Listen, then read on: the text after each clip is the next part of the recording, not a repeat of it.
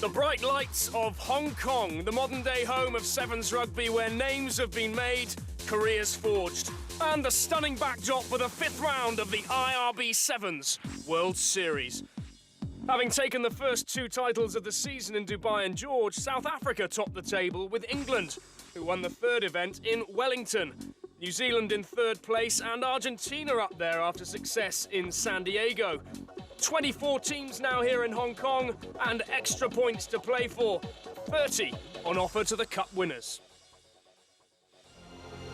In 2009, the stakes are raised even higher for Rugby Sevens as once again the sport's Olympic dream comes up for vote. And just 3 weeks before Hong Kong, it could have received no greater boost than the Rugby World Cup Sevens, exhibiting all that's special about Sevens rugby. And it's a victory for Wales. The #1 seeds go out at the quarter-final stage. The two-man overlap here. Samoa must win. This is unbelievable. What a moment. And that's it for South Africa, I would say. Could even be the fairy tale end for Kenya. Oh, yes, it is. Oh, yes, it is. China have claimed the first ever trophy for women's rugby in the Sevens code. There they are, the plate winners for 2009, England. And USA, they've been shut out by New Zealand, who progressed through to the final. So it will be that trans-Tasman clash after all. Wales are in the final of the Rugby World Cup Sevens. The final whistle comes, and it's joy for the Pumas. What a phenomenal final. So the first Women's Sevens World Cup goes to the Wallaroos of Australia.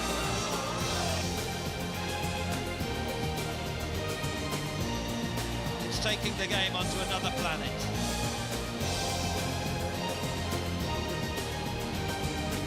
And Wales are triumphant. They have won the Men's Rugby World Cup Sevens title here in Dubai. The Melrose Cup to Lee Beach and Wales. One familiar face in Hong Kong for the surprise world champions is Di Rees, the man who first resurrected Welsh Sevens back in 2005. It was an excellent win for Wales in the World Cup. I was privileged enough to be out in Dubai with my Hong Kong hat on, but having coached 9 of the guys for 2.5, 3 years, it was a real pleasure to watch them turn the top sides over and win the World Cup. Having sought out a fresh challenge in life, the man from the Gwent Valleys now heads up the elite rugby scene in Hong Kong. My job description is head coach, but I've got an overview to look after all the rep sides, down to under 14s, 16s, 18s, 20s, and an overview of the 7s and 15s. Hong Kong's young players juggle their rugby with full-time education or work and train all hours at their Kings Park home, but they still retain high hopes. We're probably aiming for a top Asian team. We finished top Asian team last year, and we just came out of Dubai as the top Asian nation, so we're probably looking for that, and also if we can get an upset in our group, maybe. You know, you've got to keep in mind that the team's a very young team.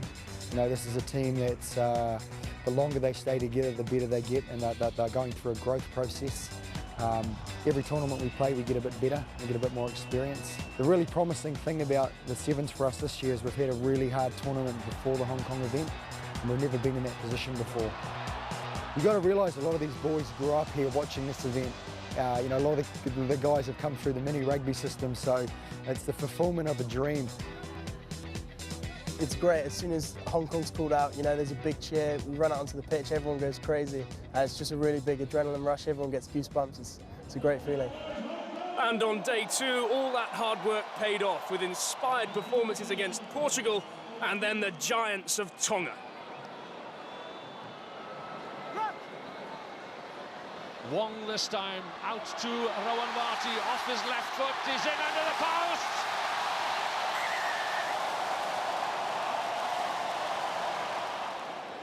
The Tongans then set about unsettling Argentina. The score's locked at 17-all until late in the day. Still Bustos Mayano. Still lateral, but straightening up. Inside it goes to Udapileta, the new boy in the Argentina squad, who clinches the tie. World Cup champions Wales had no less than 10 changes from Dubai. And shorn of all their star players, struggled early on. Japan looked set for a headline-grabbing victory until one of the young debutants showed the way. Oh, tremendous work. I don't think they're going to catch him. He has got gas. Ewan Evans then gets Wales onto the scoreboard. It's his first try in international rugby. The same newcomer also impressing in defence as Wales came back from the dead against England in the pool decider. The English totally dominant in the first half, but pushed to the wire and needing all their experience after the break.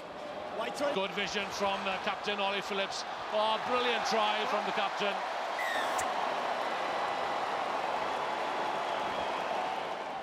Pool A was largely dominated by title chasers South Africa, although Korea showed glimpses of Asia's massive potential.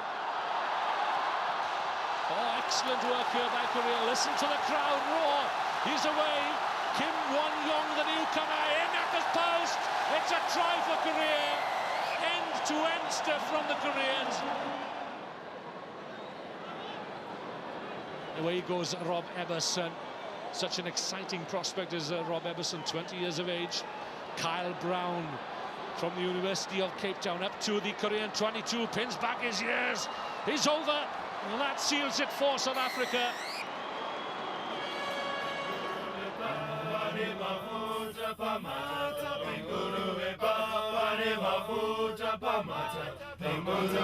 He's going to go all the way for a great try for Zimbabwe.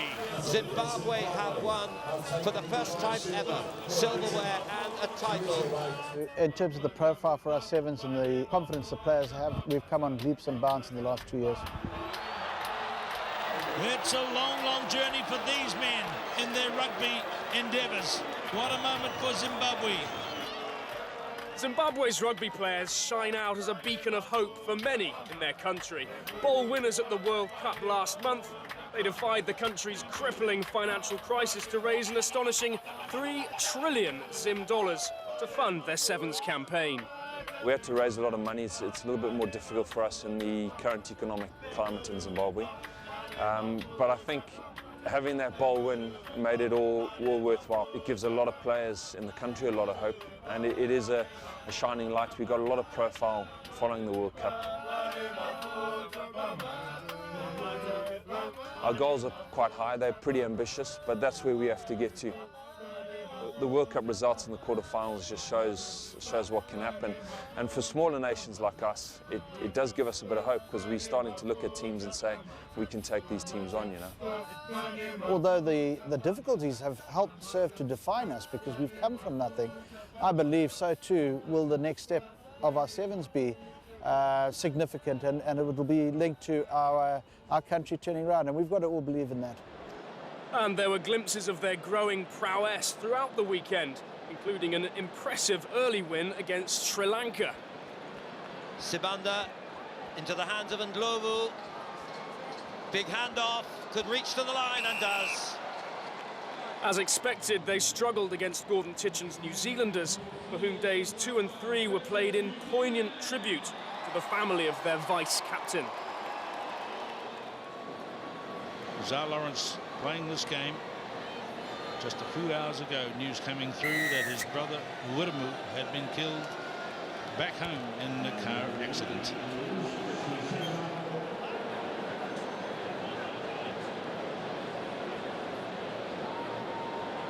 So Lawrence running it up and unselfishly sending away Ben Souness for the try.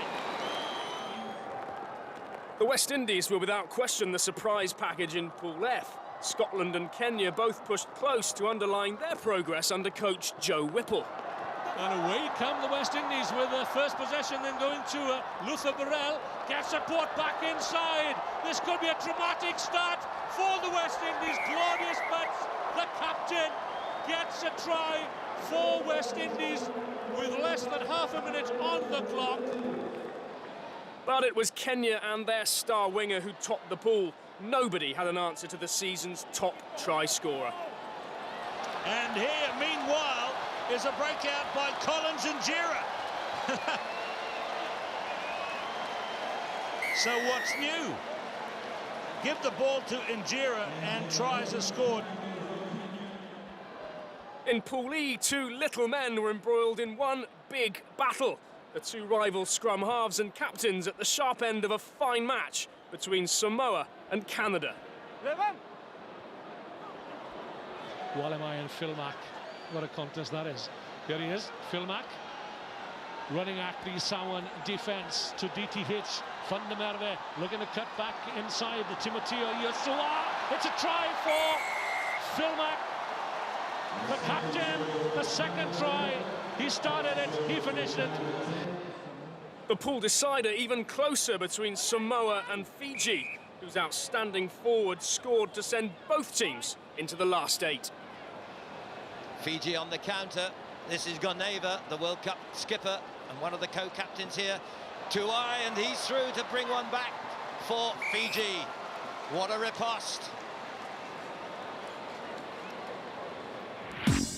Fiji and Australia then through, along with the top seeds as the two best runners-up. New Zealand's title defence still on, and 30 series points, the tantalising lure for all the top sides, still in the cup competition on day 3. Time now to test your 10-year knowledge of the IRB Sevens World Series. How many tries had the Hong Kong Sevens all-time top try scorer Johnny Chang scored here before the weekend? Was it 24, 34 or 44? The answer and much more from the Hong Kong Stadium after the break.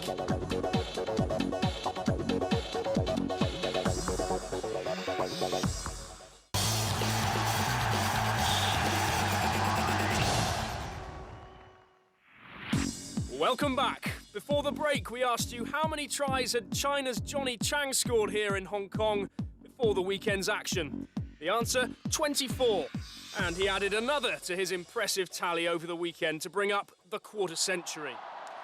Back on the field, it was China who took on world champions Australia in the final of the Hong Kong women's tournament. And after an early score by Rebecca Tavo, China hit back with a try worthy of any final. It's a lovely pass as well, beautifully weighted. This could be a comeback try for Yang Hong. Yang Hong going all the way. What a score for China. Superb work by China. Brilliantly done and round behind the post. Ches Soon goes herself. Lovely round the player pass. Big handoff by Debbie Hodgkinson. We saw that in the World Cup. We've seen it again here in Hong Kong. Brilliant combination. Ches Soon and the power and strong run and fend of Debbie Hodgkinson. That puts it out of sight. Credit to China, they played really well, you know, they really gave it to us, but we held them out and came away with a win. We're really happy with that. And thanks to the IRB for involving women in the first World Cup ever, and you know, that was just amazing to win that. It was, you know, a bit of history for us, a bit of history making for us, and to come here and do this, you know, 2 weeks after is just phenomenal. The men's competition had reached the crucial knockout stages. A week out from their home tournament in Adelaide, Michael O'Connor's young Wallabies were looking at home on the big stage and struck early against South Africa. Room on the left. Wide goes Murphy. Into the corner goes Morahan. But the Boks responded in typically dashing fashion. This is Benjamin. Oh, he's straight through the gap, clean through Rhino Benjamin. Got the one just before the break. Going to get the first of the second half, Rhino Benjamin. Absolutely brilliant. Samoa were off to a fine start against Argentina in the second quarter-final. Away goes Walemai to Alafoti Fa'asiliva. He's there. A second try for Samoa. But with Afi Iono in the bin, their 6 men struggled to hold out the World Cup finalists. Well, away goes Nunez Lasal. Gets support from Pablo Gomez Cora.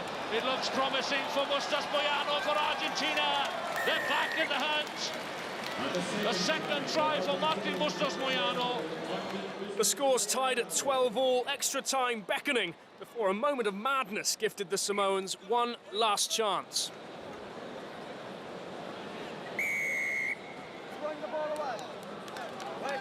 Argentina throwing the ball away. Well, how costly will that be? A rash decision. Lolo Louis may even drop goal. He's moving towards, and that's where Uali Mai is pointing. We've seen him do this before. Let's go. Lolo Louis kicks it high. The flag is in the air, and Samoa have done it. Heartbreak then for Argentina, and they've only got themselves to blame. In the face of tragedy, Zar Lawrence bravely played on and was in inspired form against Kenya.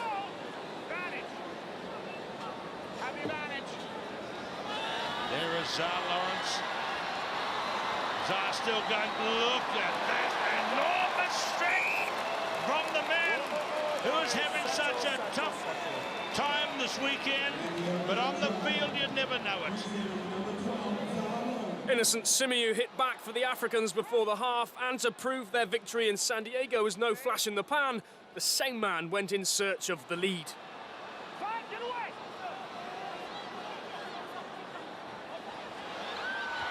Here is innocent Simiyu, and he's over! And now he is guilty of 2 tries. The quarter-finals had already brought the crowd to fever pitch when two favourites, England and Fiji, collided to further raise the level. Emosi Vuthango's early score gave the Islanders a 5-0 half-time lead, but England hit back through Rob Vickerman. In a match of breathless intensity, Fiji-born star Izoa Damu suffered injury, which proved decisive. This is it, now or never for Fiji. The pass goes to Tuai, and he scores the winner.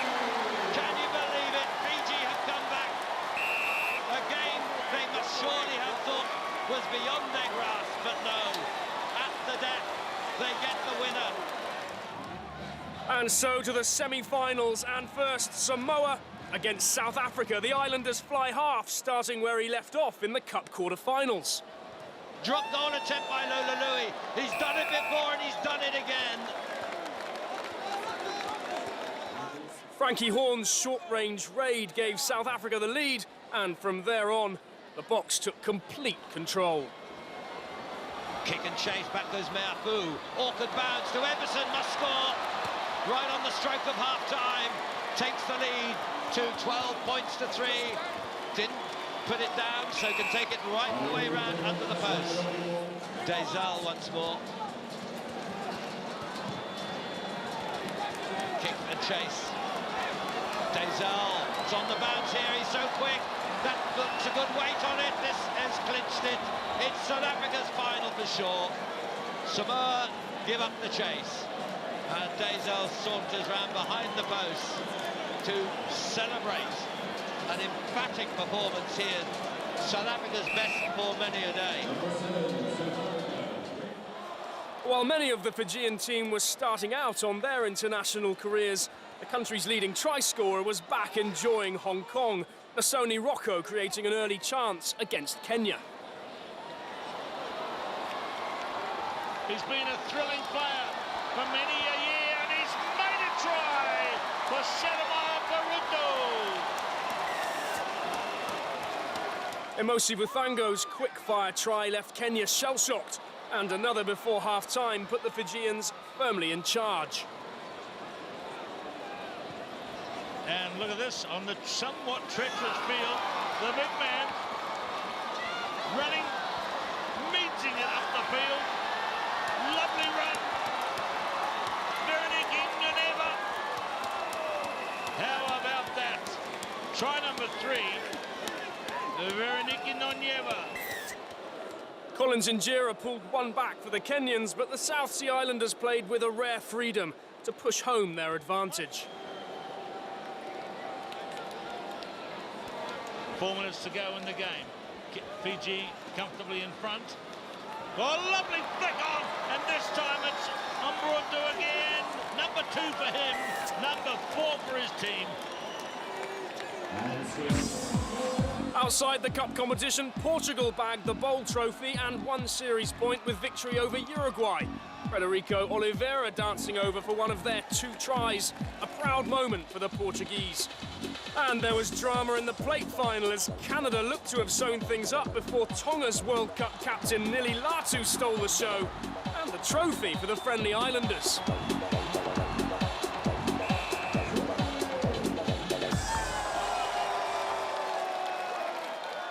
And so to the cup final, Fiji against South Africa. 15 wins apiece in their previous 30 encounters on the World Series.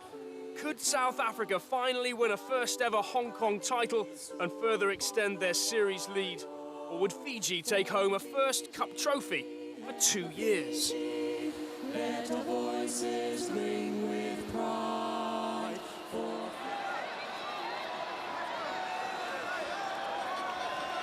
Kotombalavu, Pio Tuwai, he's had a tournament and a half. Good play by Barotu, fed on wide by Wako Kotombalavu. A chance here in the corner. What a start. What a start, Masango.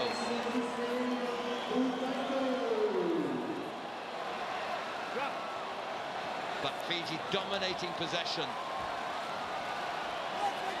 Emosi Basango.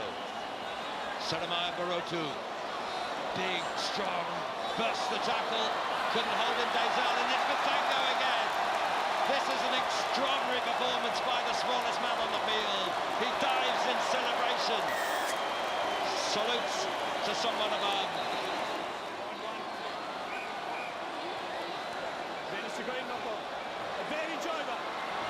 South Africa on the comeback. Here's Dazal. Well, that was close to forward, but it wasn't given. Back it comes. Dazal cuts inside, 1-2, goes round the post. Great work by Neil Powell in the build-up. And Emosi Basango, who's had such a brilliant first half, has twisted a knee. He's got strapping there already. Mbioso sees space wide. This is Benjamin, Rhino Benjamin. Averson through, that's another one back, just on the half-time whistle. The game is not yet done.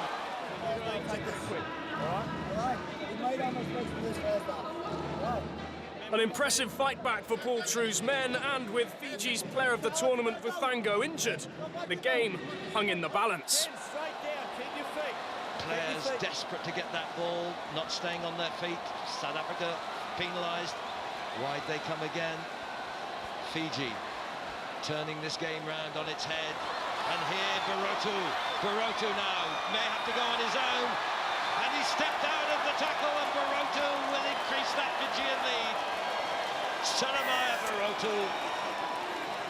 A second yellow card left Fiji clinging on at the death, and amazingly, after Vuyo Zankwa's score, the Boks needed just one more converted try to take the final into extra time. The chance comes again. Remember, they need the conversion as well. Makoi can't ground it yet. He does now. And so it may just hinge on this conversion. It's 26 to 24. We are at the end of the 20 minutes. It's up to Zwandili Stick. He struck it well.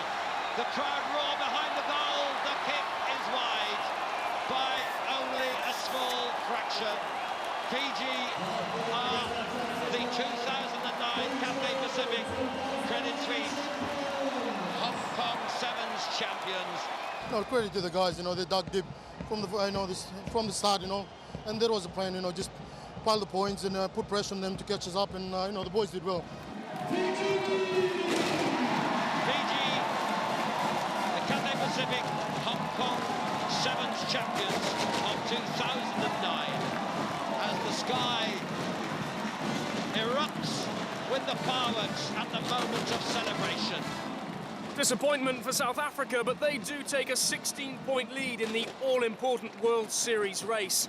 Fiji taking a massive stride forward up to third place, and with 3 more tournaments remaining, any one of 5 nations still in the hunt for the title. So as the Fijians celebrate their first Hong Kong success in 10 years, we'll bid you farewell from the Sokompo Stadium and catch you in Adelaide for the next round. See you down under.